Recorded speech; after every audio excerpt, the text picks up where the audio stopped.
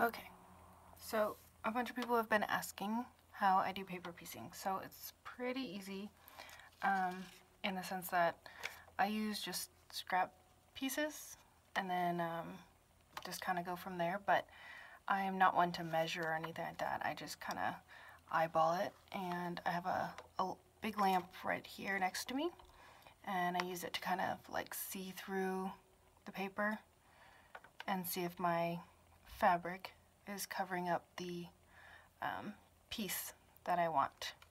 So what I do is I'm going to line up my black, and you can see in there it's all covered up. So, and that would be my number 1 block. So I put that fabric on the back, and then I'm going to line up this with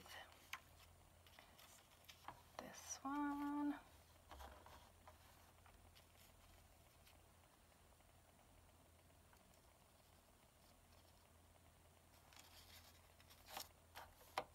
Okay, so this gray is going on my number 2 block here, and what I want to do is make sure that my fabric is on the opposite side. So if I want my fabric to open this way, then an A2 should be on this side, and if I have my fabric on this side, then A2 should be on my right.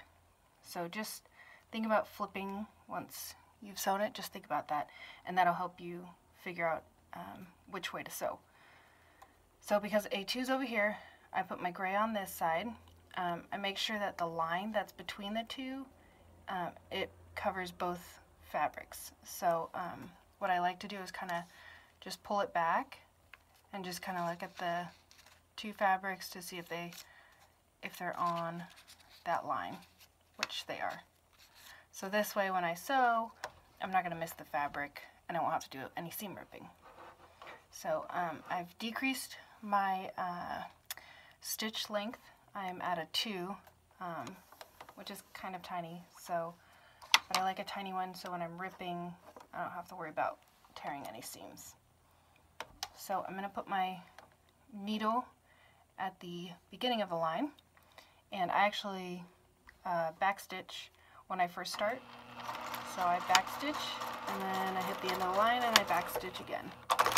So I backstitch, and then I stitch across the line, and then I backstitch again. And this way it just, again, ensures that when I'm tearing the paper off, I don't lose my seam. So when you open it, you'll see that the gray is on my number 2 side, and my seam is correct. So there's no reverse seam there. So black is on this side, gray is on this side. Of course, I color mine so I know what color I'm supposed to be sewing, because looking at another piece of pattern or whatever and trying to figure it out is just too complicated for me. So I just end up using my little crayon box over here and coloring in all my pieces. Right now I'm just working with black and gray, but as you can see, so that's what I've done here. I just want to trim off the excess, so I do I don't really like precision cut. I'm kind of just like cut it and be done. So I'm going to put my finger over A2, and that's just going to tell me, like, you know, don't cut like anywhere near my finger so that I don't cut missing the block. So I've just used my finger as my guide, cut around it, and I know for sure it's going to cover my A2 piece. And then I'm just going to quickly iron it.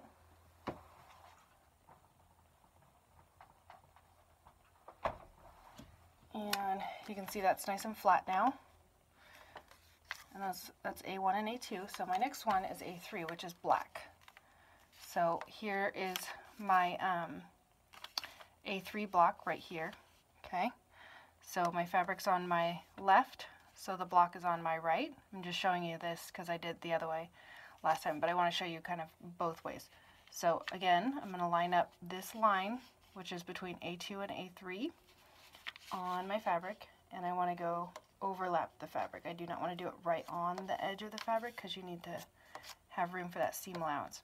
So again, my fabric's on this side and my block is on my right, which means when I stitch it, it's going to flip open onto the A3 side. So again, I am going to go forward, back, and then forward, back. And again, you see fabric's on this side, block is on that side. Now this is something a lot of people don't realize, but when you're just trimming off and making like little tiny pieces and scraps and you're using whatever you have, I always trim off the excess from the blocks prior.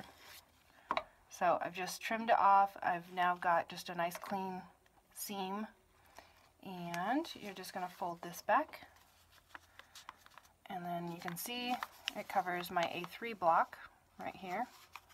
And I've got a pretty good size here, so a piece of fabric here, so I know it's going to cover it. So doing my little trick where I put my finger in the way so I don't cut it any smaller than what I need. And then I can hold it up to my light and make sure that, of course, it's the right size. And then I'm going to press it once again.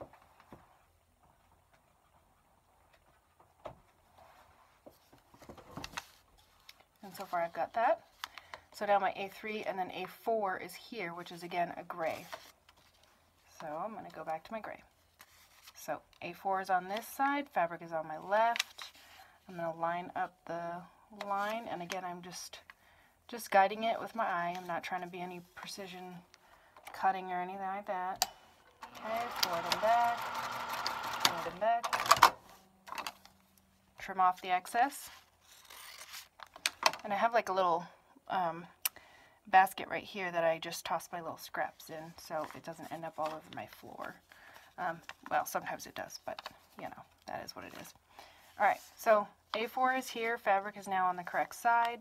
I put my finger there, trim around it. Okay, and then give that a press.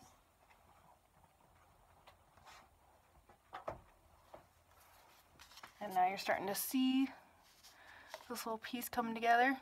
Okay, and then here's A5 is gray again. So again, I'm just going to line this up. Now, say you have a weird angle or something like that, you're trying to figure that out.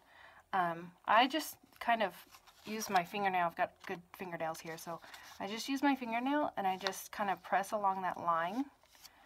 So if I have just an odd size, which I do, it's kind of pointy, but I'm going to fold basically on that line.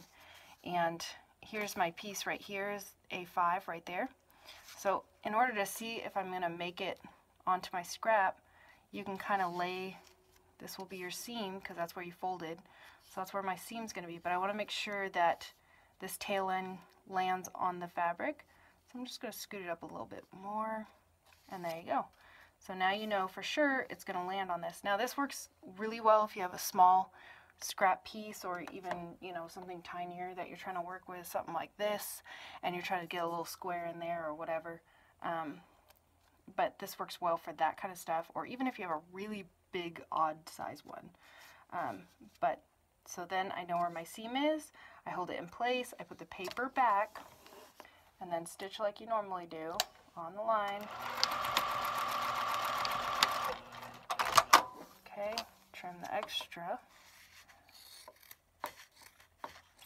So the nice thing about having like a little scrap bag right here next to me is that, so this piece is kind of tiny, I wouldn't really keep it, so to say, but if I throw it in my little bag here and not my trash can, then later on if I have like a really tiny corner that I need to do, I can kind of go through my little scrap bag here and grab it and then use it later. But right now I'm not going to keep it because I don't need it. So tossing that. So now I can pull this back and I can see exactly how that piece landed, and it was exactly how we folded it. So this one I can obviously see where my line is, so I don't need to use my fingers. Okay, so I've done that. Let's give it a press. Okay, so there I've done the press on it, and then we just have this big one right here, which is again gray. So see, so like this is an odd shape. I'm going to try and aim for this one right here, but I want to just double check and make sure that I'm going to make it. So again, I'm just going to use my finger and press along my line here. You can use, you know, like a ruler or whatever you have handy. My fingernails work great. So I'm going to make sure that this seam makes it on the fabric, which it does. So it's a long enough piece of scrap fabric, and then this is the piece that I'm trying to cover right here, and my fabric lands underneath it entirely. So I'm just going to pull that back and stitch it on.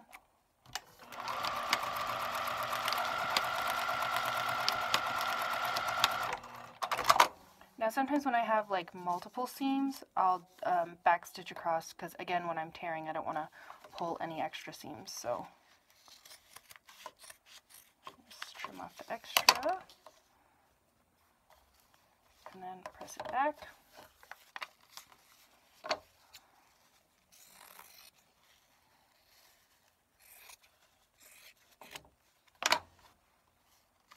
And then give it a good press.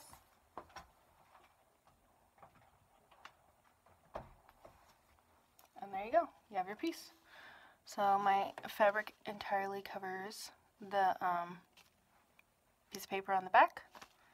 It's all covered, and then I will use my ruler to trim it up. That's how you paper piece.